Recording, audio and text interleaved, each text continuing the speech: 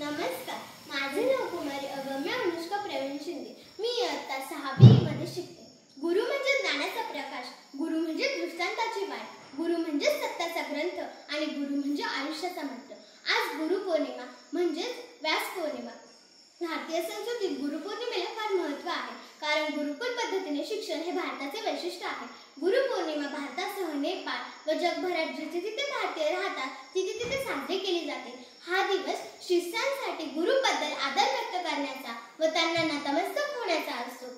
आपले पहिले गुरु आपले आई वडील व आपले दुसरे गुरु आपले शिक्षक असतात. आपल्या भारतीय संस्कृतीत गुरूंना नेहमी देवतुल्य मानले गेले आहे. जो शिष्य आपल्या गुरूंना देवतुल्य मानतो त्याने आदर्शाचे शिखर गाठले आहे. गुरु बिना नाही तुझा आधार, रडता पडता कोठे अडता तो नेतसी पार. गुरु कुंभाराप्रमाणे आपल्या आयुष्याला आकार देतात. चांगले काय वाईट काय हे समजावून सांगतात. गुरुला वयाचे व जातीचे बंधन नसते. गुरु म्हणजे संरक्षण, गुरु म्हणजे दर्शन, गुरु म्हणजे आपण लहान असताना आपले बोट धरून चालण्यासाठी प्रवृत्त करणारी शक्ती, गुरु म्हणजे कर्मबंधनातून मुक्ती देणारी शक्ती. आपल्या भारतीय संस्कृतीत गुरु शिष्याच्या अनेक जोड्या होऊन गेल्या. उदाहरण द्यायचे झाले तर दादोजी कोंडदेव, छत्रपती शिवाजी महाराज, निवृत्तीनाथ, संत ज्ञानेश्वर, धौम्य ऋषी, उपमन्यू व अरुण. अशाच एका गुरु शिष्याची गोष्ट मी तुम्हाला सांगणार आहे. धौम्य ऋषींच्या आश्रमात उपमन्यू नावाचा एक शिष्य होता. त्याला शास्त्राभ्यासात रस नव्हता. तो मंदमती होता. तो खादाडही होता.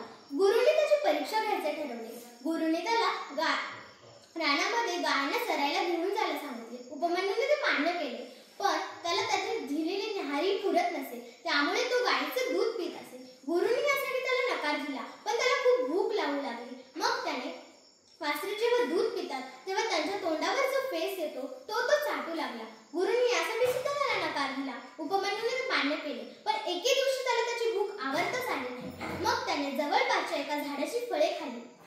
फळे विषारी असल्यामुळे त्याला अंधत्व आले व तो चालता चालता एका विहिरीत पडला.